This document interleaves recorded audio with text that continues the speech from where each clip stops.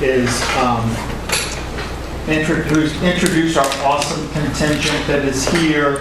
So, Lori Shantz, if you wave your hand, is in charge of what, a new chapter here for Yes, for the student Austin chapter group. of Austin, which we just started. Okay, and your president is Megan Hello. Flood, and Katie McKenna is next to Megan. Anyone else here that's a member of Austin? We have Katie Blitz, who just came as well. Okay, You don't so- have to be named Katie, it just helps. So I think it's a nice sort of turn of the chapter. Malcolm leaving, but we've always had the connection with students here through the reverse panel, and now to bring you guys aboard, really look forward to a long relationship there. Hank, I'll turn this over to you. This panel on analytics, and we're a little bit behind schedule, but I'll let you run things. Super. So we'll give a brief introduction to each of these guys, and we'll give them a little bit of time for opening remarks, and then we'll open up to you guys. The idea for the panel really came from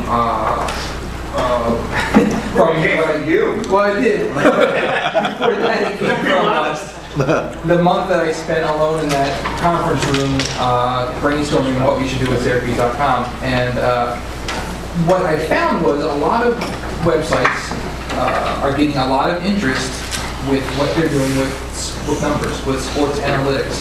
And these guys and a few others are really at the forefront of the movement. Some of it is the real hard, deep sabermetrics, war, all these new things that come up every day. But some of it's not. Some of it's just you hear something at a press conference and you think, you know what, is that right? And you go back and you write a quick blog post or you frame a story around it. And these guys have examples of all that stuff. We're all looking for different ways to tell stories, and I think this is a great way to do it. Really get to the different audience that you normally would, and I guess I'll just let you guys take it away. Let me introduce you guys real fast. Bios. Rob Schalt is right next to me. He is the Content Analytics Business Head at Bloomberg. Is that right? You got all the words right. You might have got a different Good. At Bloomberg Sports. He's formerly a sports anchor reporter with NBC and CBS in Tallahassee. He's got 6 AP awards for coverage of the Braves, Jaguars, and the Seminoles. He's been a fantasy sports analyst for more than a decade. And he researches and analyzes professional sports statistics in order to determine the value of individual players and how to offer recommendations on how to. Oh my gosh! Yeah, no, you don't have to go through. Boy, he does a lot with numbers. And Just say that. Didn't show up at the casino last night. But yeah. To his right is Jamal Salmon. Salmon. It was also at Bloomberg Sports as an analyst. I was born and raised in New York City and a recent Syracuse graduate. But from the David D. Falk School of Sport and Human Dynamics. Not like many of us that went to Newhouse. I didn't go to Newhouse, but many of you went to Newhouse. Sports and statistics junkie. He's most often on the internet researching metrics and developing his own. And he's got one great example of bark versus bite, which we'll talk about soon. He specializes in the NBA, NFL, and Major League Baseball. And to his right is Patrick Stevens, who has had 2 different stints at the Washington Times, and most recently was USA Today's bracket specialist, just this past March. He worked his way up from the Washington Times from ag clerk to copy editor to the Maryland beat writer. And when he came back for his second stint, he was covered all the college sports in the DC area. Maryland Navy football, the many basketball programs that are in the area, and he's also in charge of college lacrosse. The way I was turned on to him was we were searching for hires at Syracuse, and we turned to Pete Thamel, who was a former post-standard alum and went to Newhouse. And he was one of the first names that Pete brought up and said, this guy loves numbers. He said, he's exactly what you're looking for. He was, but wouldn't come up for an interview. So we had to go elsewhere. But he's highly recommended by us, by Pete. So, Go ahead, Rob, you take it away. I'm stammering here. No problem. So basically, just a quick introduction to Bloomberg Sports. Bloomberg LP has been around for about almost 30 years. The mayor of New York, of course, is the founder, and really made an incredible business through both data analyzation, aggregation, and communication.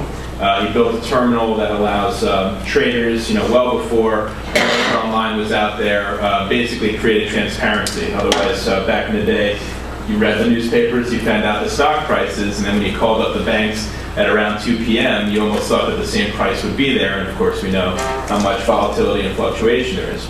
So he really created a wonderful company in finance, and it's done quite well. But about 5 years ago, they decided they wanted to start going into new areas. And they wanted to stick with the numbers, so they started going into law, real estate, and one of the ones that made a lot of sense was sports. And the concept was to create a, Bloomberg LP, very much a business-to-business company. So the first thought was to work with major league teams. So we created a terminal, which I will get to show you a little bit of today, that allows all the major league teams to actually look at data in a very easy and tangible way with data sets that 10 years ago were around, but they had no way of telling the value of it. And so they were able to have a tool that allowed them to access data at a very quick speed and a very easy to maneuver speed. And then in addition to that, we went into consumer products, which was really the first time that Bloomberg had ever done that. We created some fantasy tools for football, baseball, dealt with partnerships with ESPN, basically all the major four fantasy companies, Yahoo, CBS, and so forth, and Fox. And now we are very much into broadcast. So my background's in broadcast. I went to Vanderbilt, and then from there I went to Panama City, Florida, Tallahassee, and then Jacksonville before working a little bit at Bloomberg Television. But what I saw when I saw the company, and specifically this tool that I'm going to show, is an incredible way to tell a story, and the story of baseball. I think it's a good point that you brought up. Everyone's familiar with the term sabermetrics. But you're able to really utilize data and tell some really interesting stories without confusing your audience by coming up with whatever's hot. Last year, remember, ISO was the big one, which is basically isolated power. But instead, what about just having in your article that the reason why Ike Davis is struggling so much last year, early in the season, is because he was struggling against off-speed pitches. In fact, he was hitting 142 against them. And in addition to that, pitchers had noticed, and they were throwing more off-speed pitches to him than anyone else in Major League Baseball. There's a layer of detail that you're able to really go to with these numbers, and that's what I found fascinating. And as someone who was a journalist, and still consider myself a journalist for, I think once a journalist, always a journalist, for many years, I then saw this whole new thing with data. And especially when blogs started becoming popular, it just made perfect sense to me, because I felt like a blog is someone who's trying to tell the story without getting the access that you're all familiar with. But with numbers, that's a new level of access that you have. So I immediately made the pitch to the general manager of Bloomberg Sports that this is a new business area we could go into. And at this point, we have of the major league teams, 26 of the 30 using us. And now we have about half of the regional affiliates also using us. And now we're starting to go into newspapers and other journalists such as radio as well. I guess methods of media. So that's really where we are as far as a company, going from being able to access this data, having analysts such as Jamal be able to manipulate it and help tell stories. Before every game, we give the broadcasters at the regional level. So for instance, we'll go with the Phillies. We give them this breakdown of the pitchers that are going to be going on the hill that day, as well as a highlight on some of the performers, who's doing really well and why. And I can kind of walk you through that too.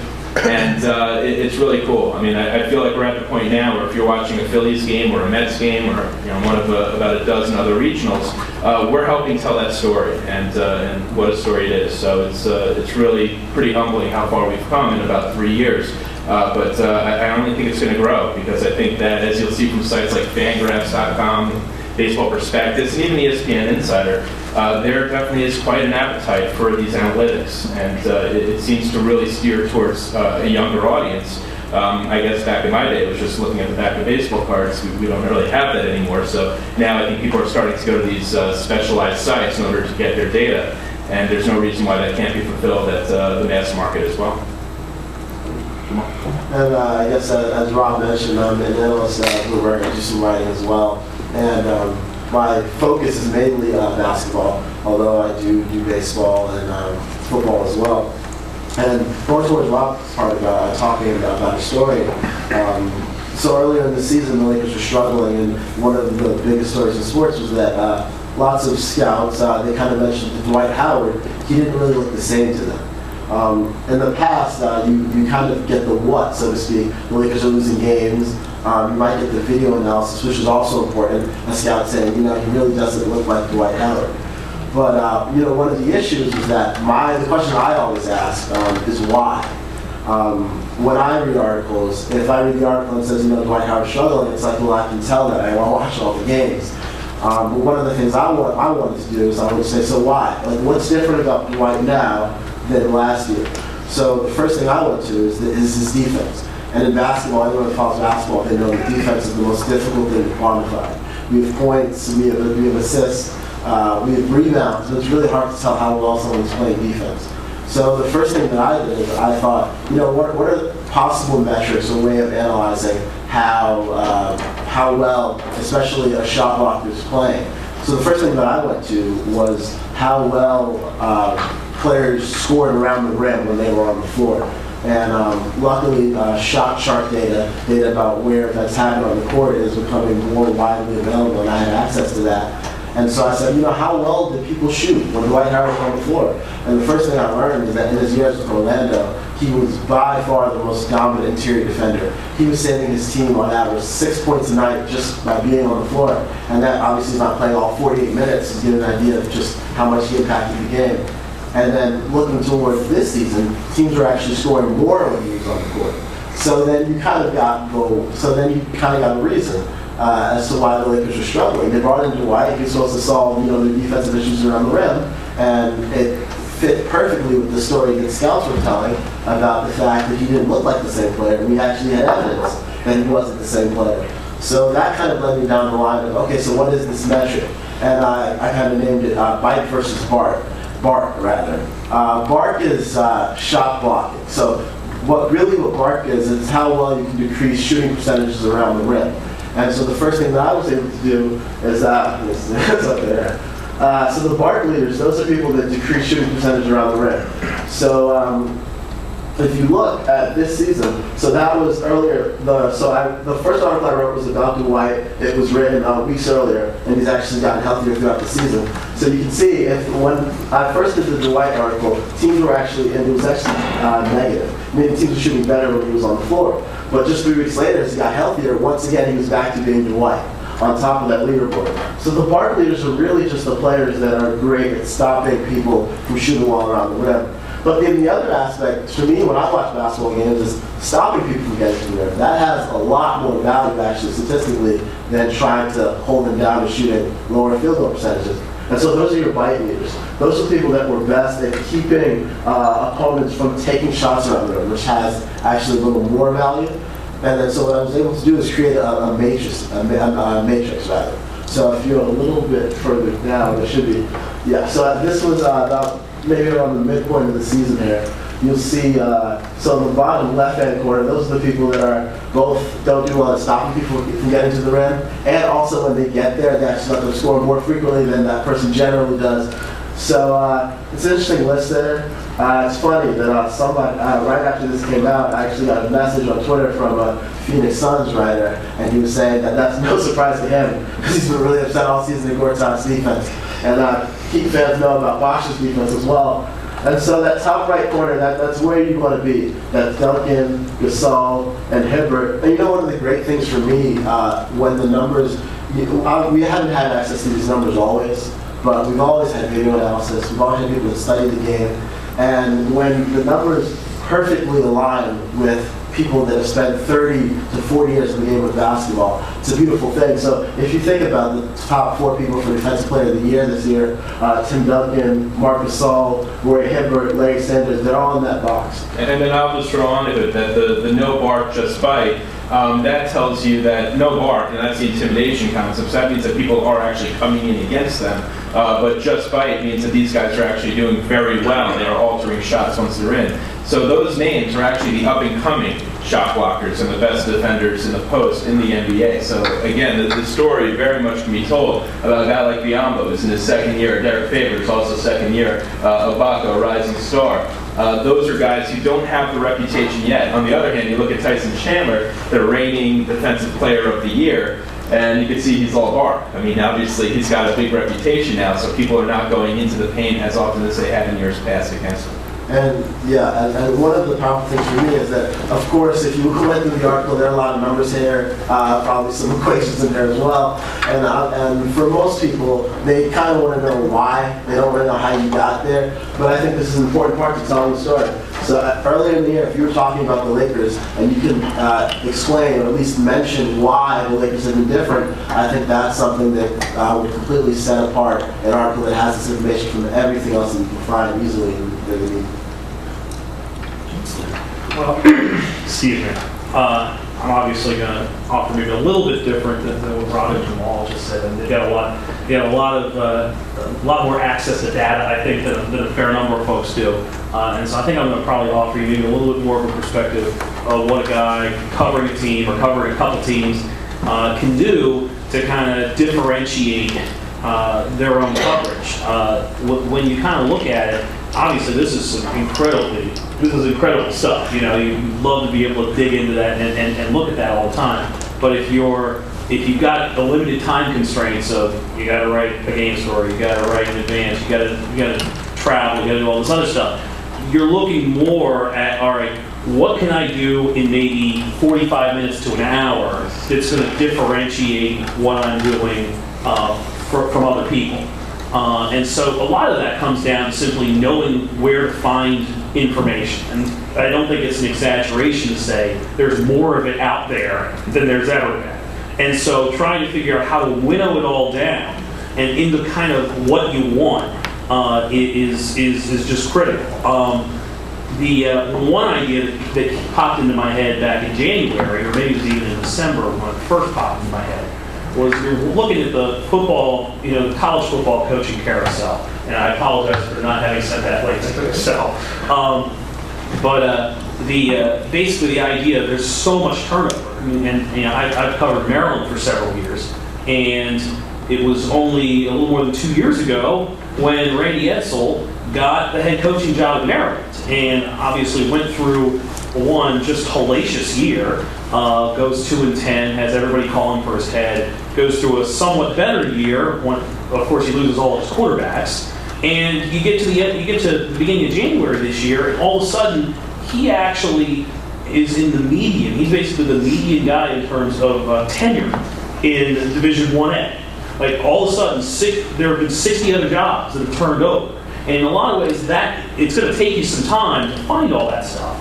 But if you can allocate the right amount of time, suddenly you can tell a story about just how crazy it is that there's all this turnover. For example, I believe after the Syracuse job opened up, at that point, Mark Stoops, who was the new head coach of Kentucky, was hired, I believe, it's the Sunday or Monday after Thanksgiving this year. All of a sudden, he's been on the job longer than 23% of all Division I coaches. And he's been on the job for 6 weeks. And so it's a way to kind of illustrate, hey, this is something kind of crazy, other than just saying, oh my gosh, there's all these coaching changes. And so it comes out to be not much more necessarily than a list, but it's a list that's very illustrative of something that's going on in sports at the moment. And so I don't know if I can really just kind of babble on and on here, and probably rather take some questions just kind of on that sort of stuff, because I think that probably would be more helpful for you folks than just kind of going on and on and on this way. Sure.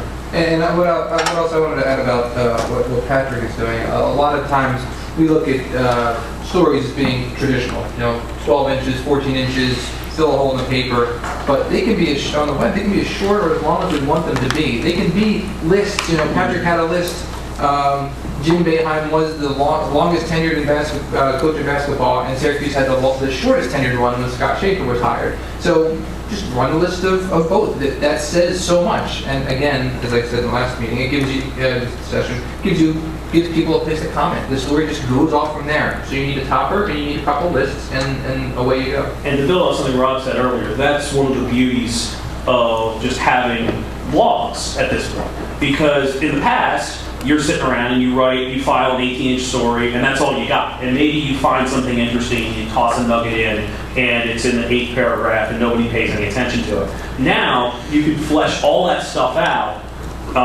in a very useful way for everyone involved. I mean, you get online content, you give your reader something that they're not going to find anywhere else, and you do something to kind of distinguish yourself in the process too, where it's like, all right, this is the extra work put in, look what I found out, here we go. And so I think that that's something that has really provided an opportunity to kind of expand what everyone's looking for there. Just in the last 5 years or so, I think that that's really taken off and has been something that's provided an extra platform for people to really offer up, even if it's sort of mini research in a lot of ways, and maybe not as detailed as what these guys are doing, but nonetheless, it's still adding something that you couldn't have added in the past. Yeah, I mean, to add off that, I mean, being someone who was originally in that area, in the day-to-day, trying to fill up the 6 o'clock news, 5 o'clock news, 5:30 news, 11 o'clock, and then 10 o'clock for Fox, it was tough. I mean, you had to do a lot in a very short period of time, and you're absolutely right. You don't always have the access to the data, but not even the access, because these days everything's pretty much out there if you search long enough. But the time to do it. And what we noticed when we first started, we created this tool, and I'll give you a quick look at the tool that the teams are using, where we could put in, let's put in Roy Halladay, because he's kind of interesting these days. So you could look at Roy Halladay, go to his pitches tab, and what you actually see here, it's really small, so I'll blow it up a little bit. So that's every pitch that he's thrown so far this year, from the catcher's perspective. We'll go to the pitcher's view. And it's all in different colors, it's all in different locations. And if you click on each little dot, it actually gives you all the information. When it was thrown, who it was against, what the count was, what the velocity was, and so it's crazy. You go nuts with it. But the cool thing about this tool is that if you wanted to find out, is it his fastball that's the issue, you can see all these crazy filters here. All you have to do is click all fastballs, and now you're looking at a couple of things. You can see on the left-hand side where the balls were located, on the right-hand side where the ball ended up on the field, but more importantly, all of the data is here as far as what took place. There have been 26 at-bats against his fastballs, and it looks like they have 13 hits against it, including 3 home runs, which is a 500 average, and he's getting killed. So that's a large part of Roy Halladay's story, and it took all of a minute to be able to uncover a very interesting fact. And then what about the velocity? Everyone's talking velocity. You can see right over here, 89.1 miles per hour. All we have to do is go to date range, make it go back last year, then go the year before, and you'll see that his fastball velocity has decreased very much, a good percentage, a good 1 mile per hour each year. Another thing that's kind of cool about this tool, well, in this case, let's go to hit result. Let's say you want to focus on those 3 home runs. So someone like a John Smoltz at Turner, he likes video more than anything. So he'll look at these stats and be like, all right, that's interesting, but I want to see the video behind it. You could actually press play, and every single pitch that was thrown this year is in our tool. So it allows the kind of the new and the old. It allows the analysts who are very much about video, like what you alluded to before on defense in the NBA. Maybe you want to see, is he tipping his pitches? Is he doing his windup a little differently? You can find that out very quickly. You can put this in slow motion and so forth.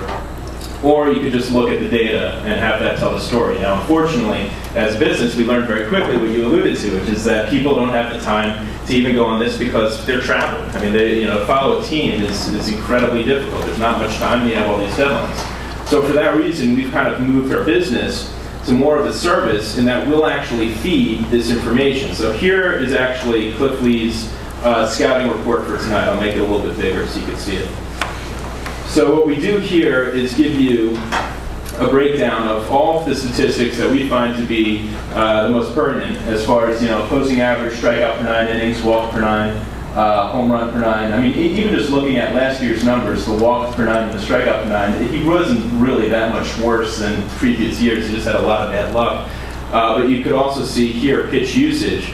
That's a breakdown of what he's throwing. Is he any different than he was a year ago? It doesn't really look like it. If anything, he's not throwing his curveball as much, but I think that's kind of normal in the beginning of the year. Time through the order. Maybe he changes his pitches, and sure enough, you can look here. First time through the order, he's throwing 2/3 fastballs. Second time through the order, he's starting to go to his off-speed pitches more. Pitch usage breakdown with 2 strikes. That's basically telling you what's his out pitch. How does he get the big strikeouts? And you can see cutter, changeup, and actually, honestly, of all pitchers I've ever seen, this is probably the best spread as far as not really like one defining pitch. Usually it's his curveball or his breaking or his changeup that gets batters out. Or quickly, what makes it so scary is he has 4 pitches he can get you out with. And this is the most in-depth scouting report you'll find, and a breakdown of every single pitch he throws, the velocity of them, the opposing average against them, slugging percentage, strike percentage, if he throws them for strikes. Chase percentage, meaning 38.9 of his pitches outside of the strike zone that are cutters, the opposition's actually swinging at. We're not going to go through all these, don't worry, but I just wanted to kind of give you a sense of the fact that we did have to adapt. We thought that it would be great to just give this tool that allows them to figure everything out on their own, but they really needed us to do a little bit of spoon feeding, and that's perfectly fine. Unfortunately, we staffed ourselves that we have analysts like Jamal who will do a lot of this research and provide it to the broadcasters, at 10 a.m. in the morning. And if you were to watch this game on Comcast tonight, there's no question you'll hear Wheelsy really break down a lot of these numbers, and McCarthy as well. And it's really cool. Again, it's just an ability to help tell the story. And the one other one that I'll show you is what we call Streak Tracker, which typically will be used if a player is just red hot, but since the season's so early, we're just comparing last year to this year. So for example, Michael Young, who's coming off one of his worst seasons ever with the Texas Rangers. Right now he's batting .357 for the Phillies, so the question is why? What's the big difference so far this year compared to last year? It doesn't take long to look right here and see what he did against right-handers last year. He hit .257. This year he's hitting .419. You can see that he's striking out a little bit more, but he's also walking twice as much as a year ago. Now keep in mind, small sample size, are only 10 or so games through the season. But you could very well see a lot of the trends. He's hitting over 400 against fastballs right now. My guess is scouting reports aren't necessarily out there on Michael Young, so when they start, or at least in division, so next time the Mets are playing against him, I'm sure they'll throw a lot of off-speed pitches. But that's how we've been able to take a lot of this data and really provide it at a very easy and tangible level to the broadcaster, who is then able to incorporate it into the narrative. And honestly, I think that when Rob and I talked on Friday, and I watched baseball this weekend, and after he walked me through some of this and explained to me how the broadcasters are getting their information and a few of the steps that they're taking to do it, I watched those graphics and I thought, what, that's a blog post. That could be a big part of it. I could build a story around that. Just all this stuff that's being fed and is available out there are all things that are really worth adding to our storytelling. And I think the problem that you run into is that the audience is becoming more educated because it's all available. Now that's, if you're wondering what my pitch is when I meet with the broadcasters, it's exactly that. There's a lot of these guys who are play-by-play broadcasters who've been doing this for 40 years. And, they are by no means, am I going to come in and say, hey, we're right, you're wrong, or anything like that, because I truly do believe it's a very strong blend of the two. There are a lot of trends. A good example is, it's been proven that if you have a hitter who's batting better than 220, he should never bunt. You're giving up 1 of 3 outs. So that is a statistical truth. But then there's game theory involved too, because what if the third baseman is on the right side of the field because it's Ryan Howard and your team is trailing by 3 and you need a runner on base? Well, then it makes perfect sense to bunt. I don't know how good Ryan Howard is at bunting. You get the point. The point is that there's very much a mix. It's like Nate Silver says. There's a mix between both. There's quantitative and then there's qualitative. And a lot of the people who've been watching this game for 30, 40 years can tell some incredible stories and have so much built-up knowledge that if they are able to be empowered by a little bit of this data, they could really do a lot. And I think that one of the things that we're noticing is that this audience is now much more educated, because these are numbers they're very familiar with. And we actually noticed it by the fact that we're being paid for this content. We decided on our own to launch our own site, and it's a blog site, and it's statsinsights.com, and that's where that article that Jamal walked us through was posted. But yeah, I mean, there's a great interest in just having content that could be as simple as a list. I mean, I think that's a great point. I mean, people love lists. To be able to see, what was the hardest pitches thrown this year, or, who were the last players, to be able to, well, I guess over here we'll look, stat insight of the day is down under, no more, and it obviously has to do with the Masters. And all it is like 50 words, and we're going to get several hundreds, hopefully thousands of views on this simple list, which is just showing first Masters championship by country. Stupid, silly. Probably took 20 minutes or so for us to research it, but people love it. It doesn't have to always be how many curveballs does he throw. It could be something much more simplistic. I remember we did a post on who is the best field goal shooters from beyond 15 feet in the NBA. And it was Seth Curry and Carmelo Anthony was on that list too, and that was a big change for him. So I don't think, I think it's a nice balance of both the very detailed, but also just being able to put it in a very tangible way that people can see a list and understand what they're seeing. Right, absolutely. And Patrick, you spoke to that a little bit too when we talked just about, and I hope nobody's eyes have glazed over too much going through these numbers, and I don't think they have, but about the value of numbers. Sometimes you can throw numbers at somebody and, there has to be some sort of explanation of what this means, and don't just throw it out there because you came up with some fancy formula. They really should have a strong value to it. Yeah, I mean, I think one of the, you see all these different metrics from all sorts of different sites, and you hear, all right, well, this is what it is. One of the examples that I tossed out there that, and excuse me if this comes off as a little naive on my end, but you hear like turnover percentage. So what is turnover percentage? Is turnover percentage for an individual player in basketball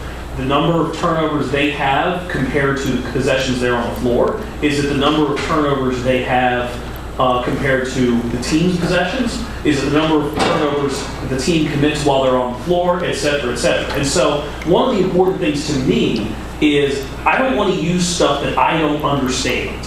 And I don't want to use something that I can't at least sort of figure out the basics of the math behind it. Now, obviously, some of the stuff is, not a lot of people are going to get it. It's really mathematician type stuff. It spits it out, it looks really pretty, and away you go. But I think that that's one of the really important things to do, because the way that you can wind up looking like an idiot is if you toss something out and say, well, so-and-so does this, and it backs up my point. But if you don't understand the metrics behind it, then somebody's going to say, well, that's not what that means, it means this. So you have to be careful with this sort of stuff too, and make sure that your own understanding or your reporter's understanding is able to back up whatever it is that they're using. Because if you start using it wrong, then it's almost worse than not using it. It's frankly worse than not. Two examples there, one of which is there is a difference between swing and miss percentage and whiff percentage. The whiff percentage, it's all about the denominator. The whiff percentage is assuming you swing the bat. Swing and miss percentage is of all pitches thrown. So swing and miss is going to be a lot less. And then also what we always do is provide context. So you say that a batter hits 330 on first pitches, all right, against him. MLB average is 323. That's really not that impressive, But someone like Josh Hamilton hitting 473, that's impressive. But you have to have underneath that statistic on air or into the article, the MLB average is 323. So this guy is this much better than the MLB average. I think you're right. You have to define the terms and you have to provide a context and numbers. All right, enough of my questions. You guys have any questions? I've got plenty. Yeah, I got one. So I read a lot about football. I've read about Penn State. So I've tried to do a lot of getting more into statistics and but I find that there's just a lack of that in football, like advanced statistical and data. Do you guys find that as well, or am I perhaps looking in the wrong place? No, it's not as public. It's not as public as every other sport, and I think part of it is that football is a bit old school. It just is. Even coaching staffs were probably the last ones to turn to the new age of statistics. What's funny is, who's one of at the forefront is Belichick, and he got burned for going on at 4th and 2 that year that the Colts ended up beating him when statistically he made the right decision. There is data out there. It's very expensive, and so we have to negotiate. But like an example that we tried to really help tell the story coming into the Super Bowl was what we called the pocket watch. And the concept of the pocket watch is how much time does the quarterback have to release the ball? And that's defined by first until contact. So when we watched a couple years ago a Monday Night Football game between Jay Cutler and the New York Giants, the Bears versus Giants, and Cutler must have got sacked 9 times until he finally got out of the game early third quarter. The question that even the announcers were asking was, is he holding on to the ball too long, or is the offensive line not doing their job? Well, what we've been able to do by looking at this data is find out that, if there is in fact a blitz, now obviously you have to separate that from the others, then yeah, he's got to get rid of the ball, ASAP. But if it's not a blitz and he's getting less than 2.8 seconds, and we looked at that game, and I think it was like 1.6 seconds that he had. It was the offensive line's fault. There was nothing he could do. He just ran his play, got back, and his point where he's supposed to throw the ball, and he got nailed. So I do think that data could be really useful, and I think that, and right now, as you mentioned, we're really big into baseball, and actually really big into international soccer. We have a product that actually forecasts the games in the Serie A, La Liga, EPL, all of the big leagues. So we're very much into football overseas. Football in the U.S. We'll probably start attacking in the coming months. But I think the reason why you're finding that is it's just not really available yet. So, for instance, when you're talking about the pocket watch thing, so you guys just watched replays of that game? Yeah, well, the NFL made all that data available for the first time. Yeah. The video available. Mm-hmm. So I made Jamal watch a lot of games. But I don't think that's sustainable for us. So Bloomberg is never a data collector. We're always a data aggregator. So we'll look out there. We'll see who's coming up with the best data. There's a couple of names out there. I think Pro Football Focus does a great job. They're actually interestingly based out of England, but they're one of the best. If you read Sports Illustrated, you'll hear their name quite often. ESPN Stats and Info does an all right job. Football Outsiders, Aaron Schatz is a guy who does a really good job with it. So there is some stuff out there, but it's just very expensive, and they're smart. They're not letting it be out there public. Baseball Prospectus is one of the great successes, but one of the worst business stories of all time. And I think that's in the NFL. The guys who have these numbers are a little smarter. So I want to add to that a little bit. I think one of the other differences in football compared to, say, baseball and basketball is especially on defense, it's hard to figure out individual types. 11 guys, yeah. Exactly. There's more variables, and it's more of a team-oriented type thing. Yeah. And so, I found that in covering football, that, there's certainly stuff that I'm tracking while I'm watching a game each week. I'm making sure I take notes as to who was targeted on a pass, because it might not necessarily pop up in the stats handed out. There's stuff that you can look for, but at the end of the day, there's a lot of vagaries in there that you just can't account for without simply watching the thing 10 times over. And even then, I'm guessing it's not easy to actually come up with a metric to measure the value of what the strong safety is. The data collection has to be absurd. When you look at baseball, if you're wondering how we get some of this data, for instance, we have where the pitch is released on every single pitch. And part of the story I heard about Roy Halladay is that he actually is going more from the side than up top. So how is it that we're able to see exactly where he releases the ball? The answer is there's about 6 cameras set up in the stadium that is tracking the ball at all times, as well as the pitcher. The next step in baseball is going to be having it on all of the fielders as well. UZR was a statistic that came out to help define a player doing well defensively, but then suddenly, next thing you know, Derek Jeter went from being the best at UZR to being the worst at UZR. Torrey Hunter went from being the best to the worst amongst center fielders in 1 year. That type of volatility made people scratch their head and say, wait a minute, we need something better. There's obviously something wrong with the stat. So the future will be video of every single player measuring their range on each play. Errors is a horrible tell, because a guy like Jose Reyes is going to get to a lot more balls than a Yunel Escobar. So Yunel Escobar might have a much better fielding percentage, but a lot of the errors from Reyes was because he got to balls and had to make tough plays and ended up throwing the ball away. So I think once we have video for the NFL in particular, you'll start to have a sense of the burst speed for the cuts by some of the wide receivers, how many balls are tipped by the secondary. I think there's just a lot more to come. But it's a very, very expensive infrastructure to build. And I know the NFL is very hands-off. They don't like having people set up cameras inside their stadiums. So we'll see how much reluctance they're going to have to allow this to happen, because honestly, the only ones doing that right now are the coaches. And they do it mostly in practice, so we'll see. Really, Rob, I think it's inevitable. Because as you said, you watch the games and you're interested in that information, and you're obviously not the only one. I am, and lots of other people are. And the more and more people watch the broadcast and feel like something's missing, ultimately the pressure is going to make it so that they have to, implement this information. Because at this point, what do you have on defense? Tackles. If you're always in the play, that means they're running to you. So having 13 tackles is great. So Ray Lewis was setting records for tackles, but a lot of it was he was old. They thought they could run past him. So that obviously the information we have isn't enough. I'm curious about the industry. You mentioned a lot of the sites coming up, and they're specializing in certain fan graphs, that sort of thing. Right. Are those kids coming out of school, developing it while they're in school? Are they coming from other avenues of the journalism field? Where are they coming from? Is it a hobby turned profession, and are they succeeding? Are their sites moving forward and becoming serious players? Mostly from garages and basements. Right. I think that it's people who, I guess like for me, it was studying the back of baseball cards. For them, it's this. And their sites that they've created, this guy, Dave Cameron, started USS Mariner. And when the site first launched, this is probably 6 years ago or so, it became one of the top 15 sports sites in the world. And it was all because he was so interesting with a lot of this content. There are superstars born. Nate Silver's a great example, Baseball Prospectus.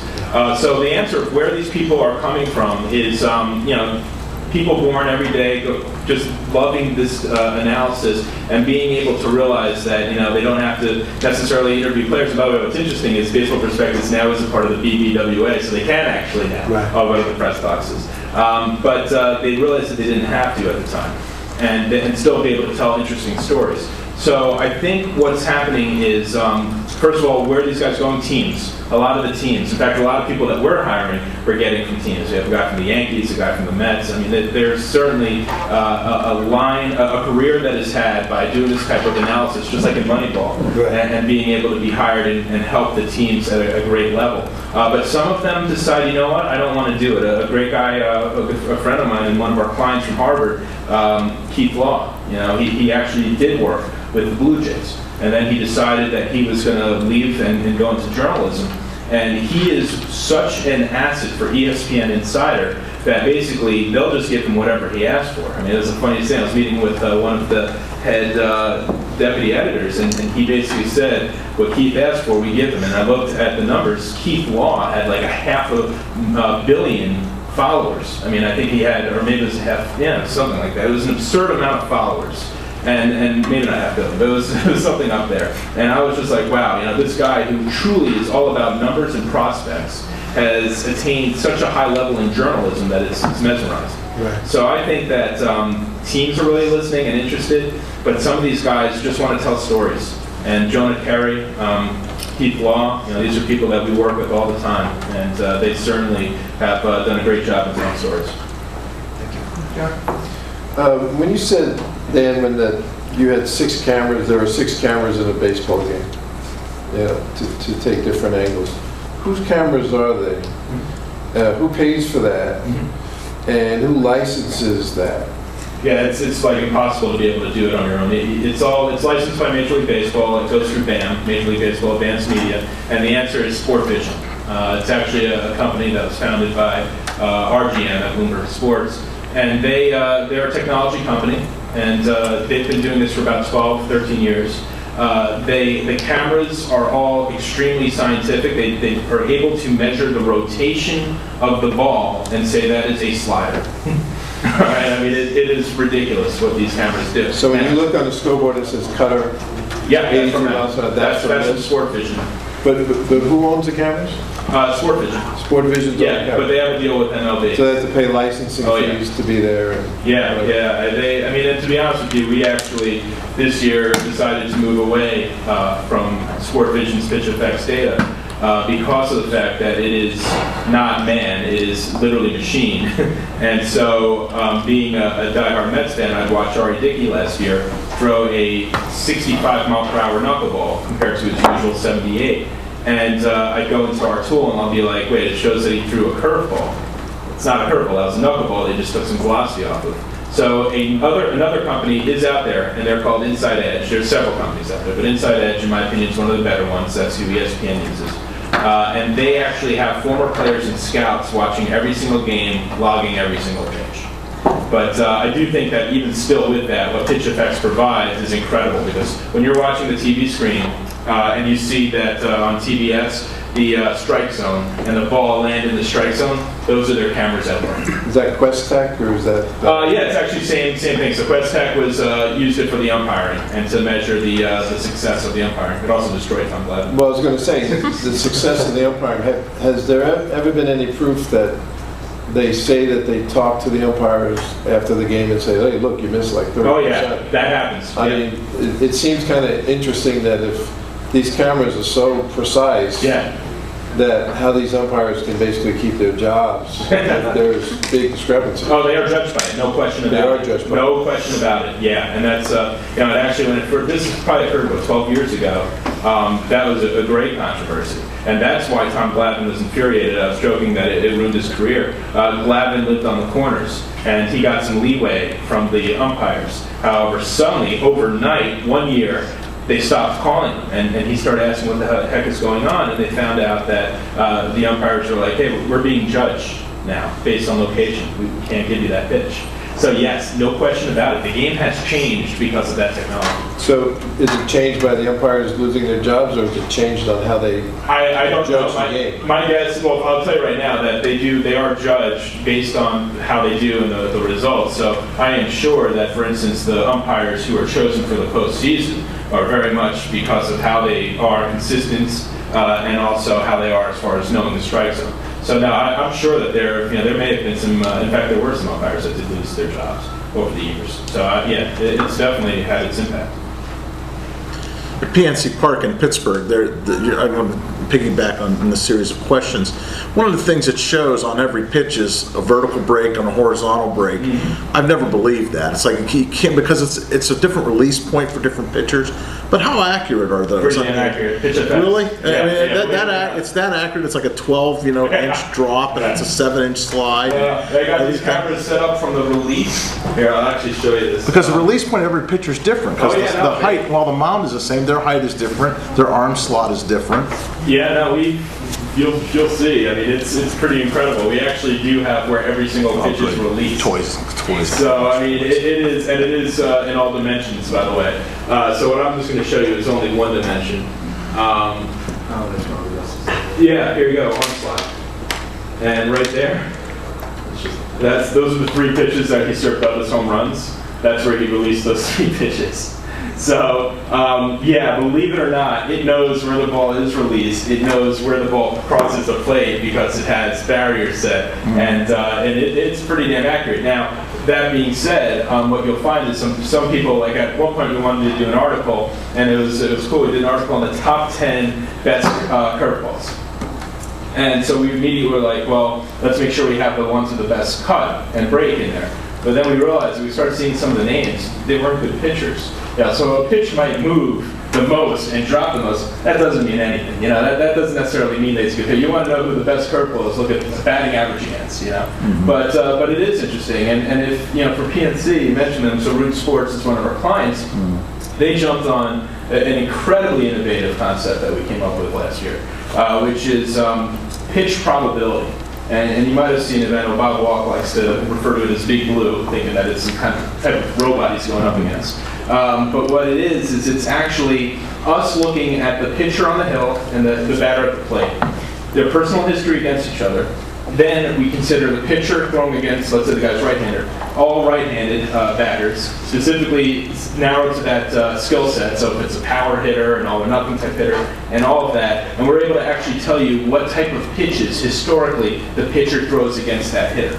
So what was really cool was Andrew McCutcheon last year went to the plate against a pitcher, and it was a 1-1 count, and the breakdown was fastball 58%, changeup 12%, and so forth. And then the pitch was thrown, and it was a fastball, and the pitcher got ahead 1-2. It updated in real time to show 1-2 count what pitch is likely to come next, and fastball went down to like 30%, and changeup went up to 40-something%. And the next pitch was, as it turned out, a changeup. It's not us trying to predict the next pitch, it's just us saying historically in this situation, this is what he does. Yeah, I mean, so the Pirates broadcasters are very much on top of this technology. I think the biggest challenge for them is making sure they tell the story and explain, don't confuse the audience when you're doing it.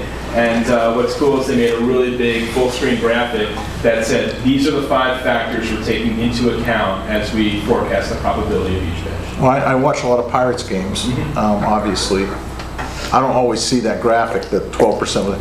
So I wonder if the broadcasters are seeing it and look like a genius goes, hey, spread the curve here, and he's using the service. I don't know. I'll show you the graphic, and this way you'll be on the lookout for it. Yeah, I think it's really neat. It's on the corner of the screen as the batter's up at the plate. So it's essentially, what you guys do is pretty much just say, here's the trend, here's what this This is the history. this is it, and we're just going to collate it all for you. And Right, and we were able to create an algorithm that adjusts per pitch. Our algorithm takes into account jersey number of hitter, jersey number of pitcher, and immediately comes up with 3 years worth of pitch-by-pitch data. Now, it's like these cameras with this data that we're talking about, pitch effects from Sport Vision. It's been out for 12 years, but it really hasn't impacted scouting until the last 3 years, and we're a large part of the reason why. Because, before we were out there was no way that a major league team was going to be able to say, okay, just show me his fastballs, and only show me his fastballs against left-handers. To be able to do that in 30 seconds is what suddenly made it much more relevant and much more useful. And I want to touch on the NFL thing. I have noticed at Steeler games and their stat pack that they hand out, that you're seeing more analytics like targeted. You're seeing that. Yeah. You're seeing passes to fence now. It's often used for corners and by their agents, by the way. The agents must love you guys, or depending on what their Some of our clients, Yeah, right. I can see why. And so you're seeing a little more of that dribble out of the NFL. Although you're right, you don't see a lot of that come from the NFL. So. I think we got to just about wrap it up. I wanted to go back to Patrick to end this though. Especially because I think we've got a lot of sports editors in the room from smaller or mid-sized papers that some of the major league stuff won't be quite as relevant. Where do you get your ideas, and how do you quickly execute them on deadline? Some of it's just a matter of you see something and you think, gosh, that hasn't happened very much. And then you start thinking, all right, how can I quickly aggregate and slice down everything to something basic? And I think you got one of the examples up there of the, do you have the Georgetown thing? I do. Yeah, this is a real good one. Okay. I was up in Philly for the first round, or the round of 64. Tired of that NCAA second round nonsense when 60 teams get a bye or whatever. But for the round of 64 game where Georgetown lost to Florida Gulf Coast. And as somebody that has been around the DC area, I'm fully familiar with Georgetown's middling history of late in terms of losing. As a Syracuse guy, I'm sure you can appreciate that a ton. Lost with 10 seed Davidson in 08, missed the tournament in 09.